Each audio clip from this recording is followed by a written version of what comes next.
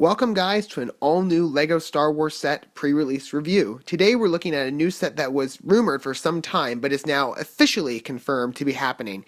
75222 Betrayal at Cloud City, the updated release of 10123 Cloud City, a set which released previously 15 years ago. It hasn't seen one update since. Till now. This version is significantly larger, and as such it includes a total piece count of 2,812 pieces, 20 minifigures, and 2 buildable vehicles, and 1 location build.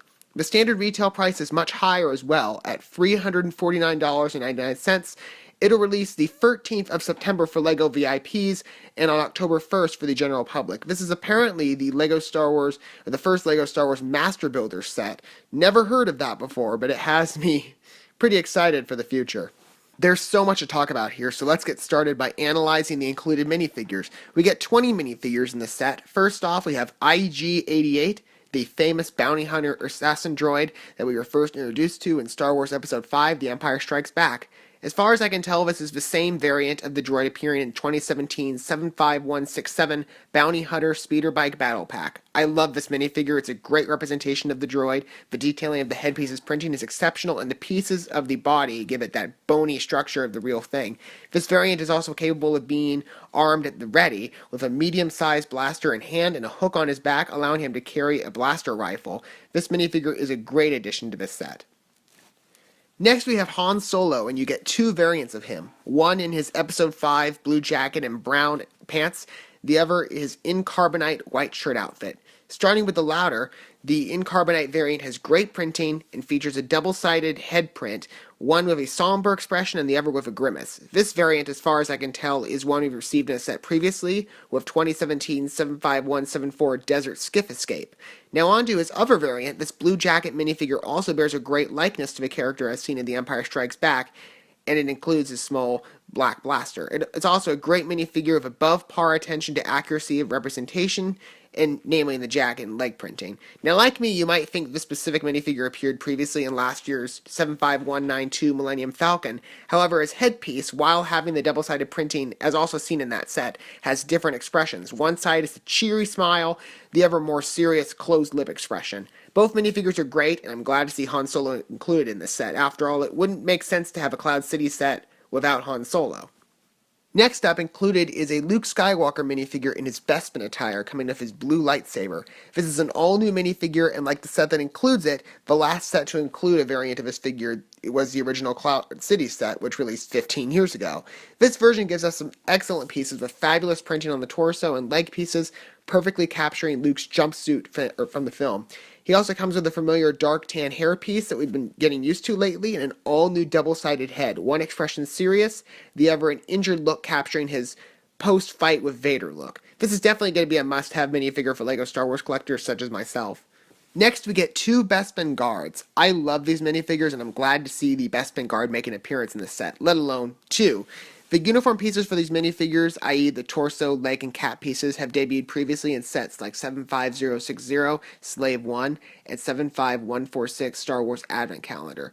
In fact, the clean-shaven guard is also a previously seen figure from that Advent Calendar. On the other hand, the guard with the mustache is an exclusive to this set. Between the two, I like the guard with the beard more. I've always been more of a beard guy. But the clean-shaven one is good too. But regardless, I'm glad both of them appear in this set, and I love their blaster choices, by the way. Great choice for pieces. We also get Lobot in this set. We've only seen him twice previously in 2002's 7119 Twin Pod Cloud Car and 2012's 9678 Twin Pod Cloud Car and Bespin Planet set. This new updated minifigure is very similar to the more recent Lobot minifigure seen in 9678 with a few small differences in printing. If you look at the torso piece in detail, the lines in the torso print and face are more emboldened, and the headpiece switches out a dark brown for dark orange color for the eyebrows. The collar of the torso piece is also off-center now rather than centered like in 9678.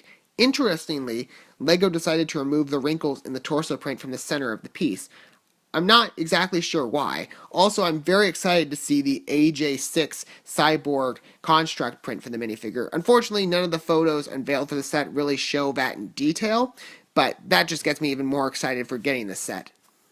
The next couple of minifigures are also ones that have appeared before. You get Chewbacca with his stud-shooting bowcaster. This is the classic Chewbacca figure included recently in sets like 2017's 75192 Millennium Falcon. Why they didn't go with the new scruffy-looking Chewbacca head and torso mold in the even more recent Solo a Star Wars story-based sets, I have no idea. That one's really become a favorite of mine, but whatever the case, I'm very happy Chewbacca appears here in this set.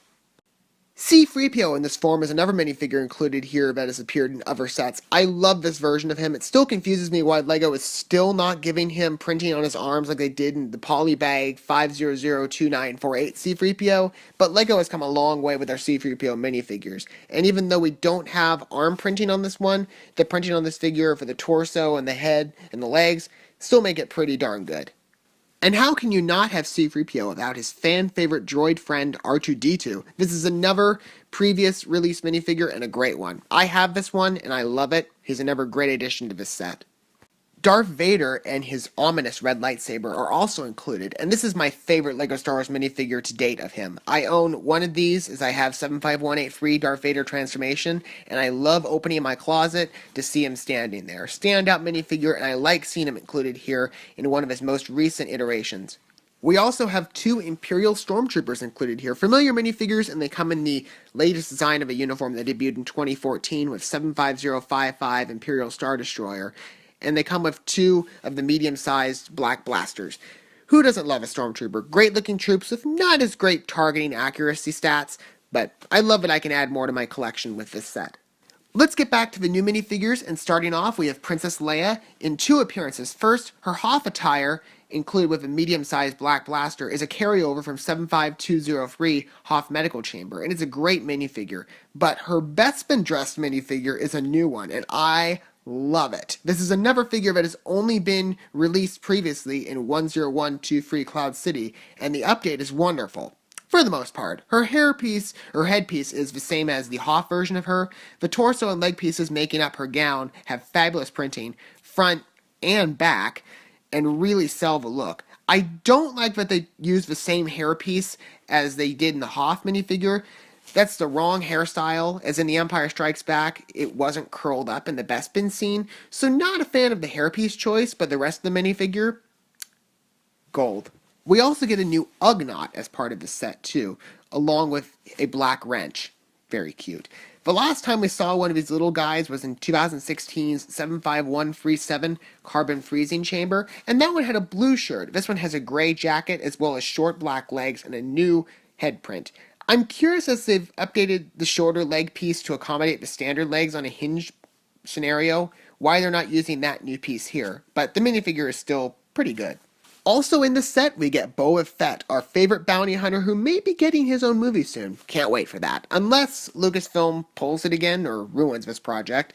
Either one of those scenarios probably could occur these days. Contrary to what I thought, this is pretty much the same Boba Fett minifigure included in T1E15 75060 Slave 1. However, looking closely, a few of the scrapes on his helmet in this set are either added or shifted around or painted differently. Interesting. It includes his cool new blaster as well. Now, fun fact about this figure too.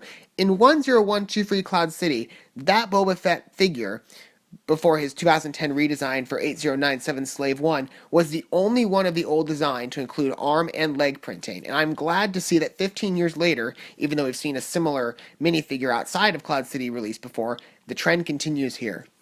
Now, debuting in this set are two Bespin Cloud Car pilots, which look amazing. They have standard white legs, two silver small blasters, and torso pieces with all new printing. Amazing. Each pilot has a different headpiece, including specific expressions, one serious and one kind of timid or frightened.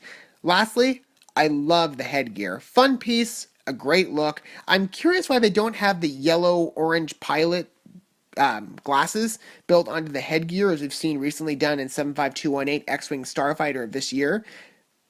But that aside, this is a great new minifigure, and I really can't wait to get one, or actually, in this set, two for myself. And finally, the final minifigure, and the minifigure I've been waiting to talk about for the whole review, Lando Calrissian, in his Cloud City getup, returns after 15 years of an all-new update. Excellent minifigure. He's got the same hair and double-sided headpiece we got in 2017's 75175 A-Wing Starfighter. I'm still not the biggest fan of the wide smile. I understand this fits with how Lando's attitude displays in the film, but I don't know. It just looks too cartoony to me. Anyways, he gets standard black legs and an all new torso piece, and that cape, not just the double sided aspect, but the small designs interlaced in the gold thread. Just wow, this minifigure is perhaps the one I'm the most excited for in this set, and certainly just pulls off that look really nicely. Moving on to the vehicles the set includes. Yes, we finally finished the minifigure review. Certainly took a while, but hey, we had a lot to talk about. 20 minifigures, you gotta bear with it. First off, for vehicles, we have a much smaller scale Slave One than we're usually used to, but even though it's much smaller, it's got most of what it needs. The shape looks great, a cockpit is included in which Boba Fett can be sat down to pilot a starship.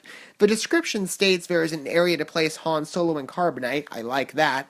There are 2 rotatable wings flanking the sides of the model. Blaster turrets are included midway up the model and at the front too in their dual paired shape. And to note, inventive use with the 2 dark green 62360 windshields to accent the wing attachment with these perfectly captures the circular shape they need to. Even though we can't see the engines for this model yet, overall I think the Slave One is a great accessory for this set and fits well with the scale of the landing pad, which we'll talk about more in a sec. Now the second model included. This is certainly a comeback if there ever was when we finally have a new minifig scale Bespin Cloud Car. I have been waiting for an update model for years, and here, 16 years later, we got one, and I love this. It's the perfect size for the minifigures and the landing pad. I like the slope pieces used much more than the older panels in the predecessor model. The center engine also looks great, and the canopies, I love how they constructed it. True, it's mostly made up of those old seat pieces, but I think they capture the design even better than before. I like the small little curved tiles too. Wonderful detailing. Definitely worth the wait for one of these. Incredible vehicle. And now we get to the biggest feature of the set, Cloud City, the main attraction of this model. There's definitely a similarity between this model and 2016 75159 Death Star.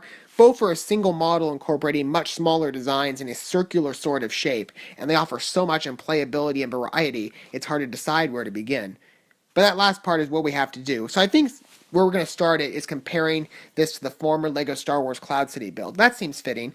That model featured the landing pad, carbonite freezing chamber, dining room, and the site with the father versus son fight. This model, 75222, has all 4 of those things and more. First off, the landing pad is significantly smaller than before, but looks much more like the landing pad seen in The Empire Strikes Back. The color is a very nice shade of dark tan, and I like the transparent yellow flat 1x1 circles orbiting the general area of that landing pad. That area leads to one of the many walking areas seen in Cloud City, closed off by a door that can be opened or shut depending on your playability needs. The walkway itself is a nice color contrast from most of Cloud City, with a vibrant white border including some nice detailed design panels. In the middle of that room stands a nicely constructed white spire. I'm not exactly sure what to call it. I'm not an expert on it, but I have seen the decoration before. I've been waiting to see how LEGO would handle one of these, and with the white and translucent light blue mixture of pieces they chose, I'd say they mastered the shape of that spire quite nicely. Moving on, that hallway has a handle to push in to lock another door in an open or closed position depending on your needs.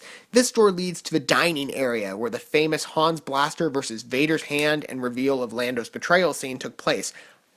Just straight up, I love this room. It's so accurate to the movie and a much more improved rendition of the room than the previous set. Although that first set was definitely a good jumping off point, this kicks it up about 10 notches. The construction of the windows works, and the smaller details in the room help to offset the onslaught of tan in the walls, but I really do love that table, which can seat, I believe, to about 5 people, just judging on that image. This is definitely one of the highlight rooms in the model. I love it. Going back to the hallway, there's another door straight across from the landing pad, which leads into this white and gray chamber where Leia voiced her distrust of Lando. There's a lot of stickers in this room, but they help accentuate the brick-built detailing, which is great. There's a small green plant in the corner, and in the center is a table and 2 chairs bordering a transparent, clear, plate-built structure that draws your eye. And I don't remember exactly what this area was in the movie, but as I look at it now, it's a great detail to add to a small but pleasant room.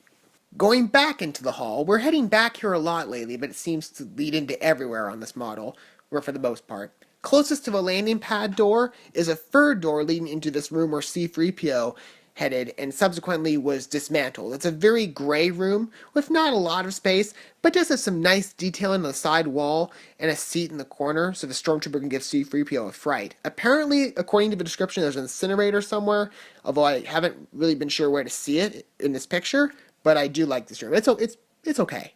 Alrighty, now we're leaving the hallway. As we go down, we take a right into this small open gap, or what should we come across but more rooms. And in fact, you go into another hallway. The red one is seen in the movie, and I love that they got this hallway in here. The dark red color is great, and there's some more texture and detailing on its walls. Now, this hallway leads more places as well. Of course, there's more doors. On the right, this door takes you into a room where Chewbacca was imprisoned and found the remains of C-3PO. I like how in this photo, IG-8A is just sitting there along the wall, probably just recharging or something.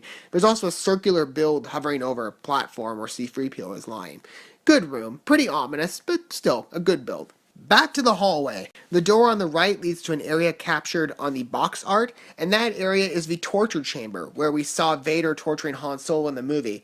It's a cramped area, fitting, featuring a door on the side, the rotating seat for Solo, and the torture device, which looks great. Fabulous build. Fabulous room.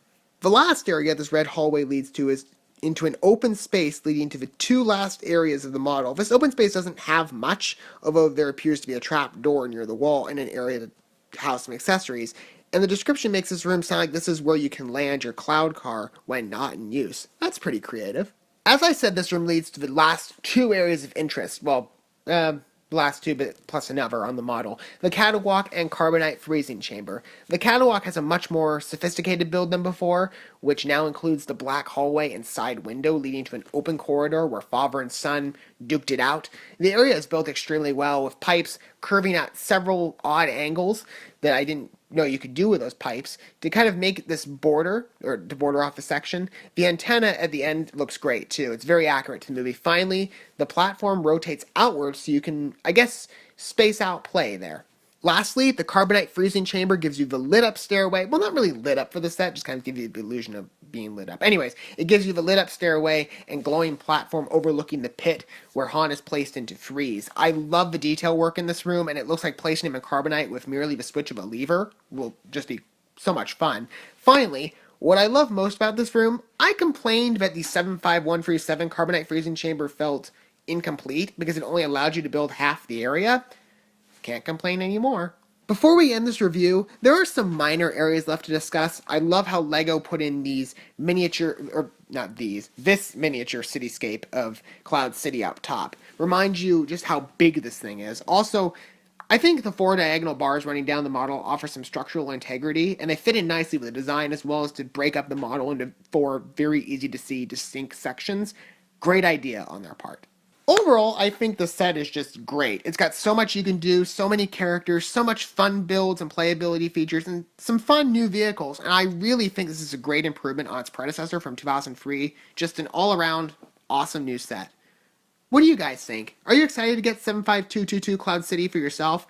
Let me know in the comments down below. Also, if you like this set, let me know in the comments which room, in your view, is the best and your favorite.